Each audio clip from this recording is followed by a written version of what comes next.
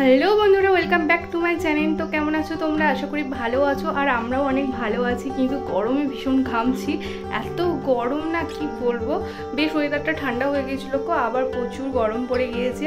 আর তোমরা তো আগের মিনি ব্লগটাতে দেখেইছো যে আমরা যাব ঘুরতে। আর কোথায় যাব? তো আমরা যাবো কাশ্মীর। তো সেই জন্য বর্ধমান থেকে ট্রেন আছে, জম্মু তাওয়াইতেই যাব। তাই জন্য দেখো এদিকে একটা টি শার্ট পরে নিয়েছি, হাফ রেডি হয়েছে, এখনো ফুল রেডি হয়নি। জাস্ট সানটান করে একটা ঢিলা ঢালা টি শার্ট, একটা ট্রাউজার পরে নিয়েছি। যেহেতু দুদিনেরও বেশি সময় লাগবে, যাতে মানে এত গরম। তো চলো তোমরা ভিডিওটা দেখতে থাকো। আই হোপ তোমাদের ভিডিওটা অনেক অনেক ভালো লাগবে, আর তোমাদের সাথে সমস্ত কিছু শেয়ার করব। আর গাড়ি বলা হয়েছে 9:30টায় গাড়ি আসবে, এখান থেকে বর্ধমান ডাইরেক্ট চলে যাবো। 1.5 ঘন্টার মতো সময় লাগবে। তো চলো তোমরা ভিডিওটা দেখতে থাকো। তো দেখো আমি এইদিকে পুরো রেডি, আর এই দেখো কে মুখ বাড়াচ্ছে, মানে ভুলো ভীষণ মনে করো। আর আমার লিপস্টিকটা দেখো এখানে পড়েছে, বুঝলো? দেখ আমার লিপস্টিকটা তুই পড়েছিস তো, একটু হাদিকে হাই করে দে। ওখানে যাবো। ওখানে যাবি? কোনখানে? আমাদের সাথে?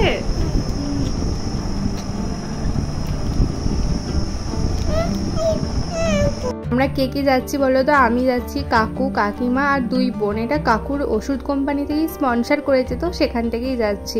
আর এইদিকে দেখো বোনেরাও রেডি হয়ে গেছে, আমরা কিন্তু ওয়েট করছি গাড়ির জন্য। আর এইদিকে সবাই হচ্ছে যে মানে গরম এত, পুরো একদম ঘেমে স্নান করে যাচ্ছি আমরা।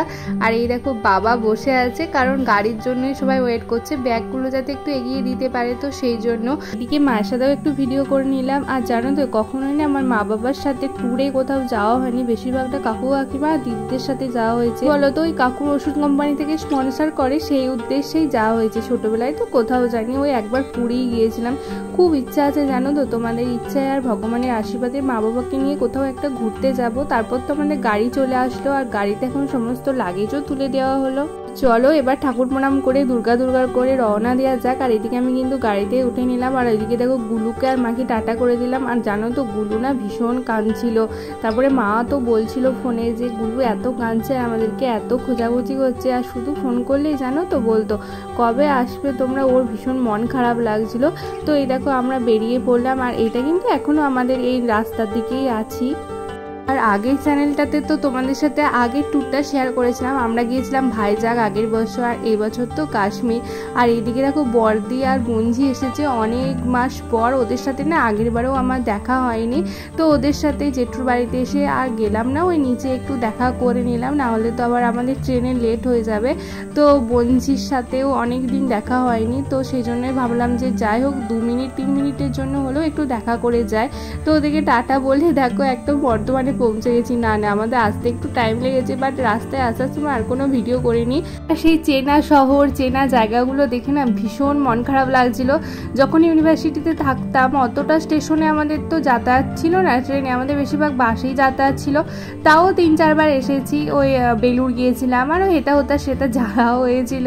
তো সেই জন্য বাট এই জায়গাটা খুবই চেনা আমার, মানে এই জায়গাটায় আসলে না, বর্ধমান না আসলেই আমার ইউনিভার্সিটি আর হোস্টেলের কথা খুবই মনে পড়ে যায়, একটু মন খারাপও হয়ে যায় বলতে পারো। তারপর তো আমরা ওয়েটিং রুমে ওয়েট করছিলাম, তারপর আমাদের দিয়ে দিল দুপুরের লাঞ্চ বিরিয়ানি, তো সেটাই আমরা এখন খেয়ে নিচ্ছি। তো খাওয়া দাওয়া কমপ্লিট করতে না করতেই কিন্তু আমাদের ট্রেন চলে এসেছিলো। তবে এখানটা কিন্তু আমাদের অনেকটা হ্যাপা পোয়াতে হয়েছে, একে দেবে বলে না হঠাৎ করেই 2-এ চলে এসেছে। ওভারব্রিজ ক্রস করে ওই বড় বড় লাগেজ নিয়ে আসাটা প্রচুর ঝামেলা হয়ে গিয়েছিল। তো এই ভিডিওটা এতটুকুই রাখছি, নেক্সট ভিডিওটাতে কিন্তু পুরো ট্রেন জার্নিটা তোমার সাথে শেয়ার করবো। এই ভিডিওটাতে ভালো লাগলে লাইক কমেন্ট শেয়ার আর সাবস্ক্রাইব করে পাশে থেকো। আজকের মতো টাটা।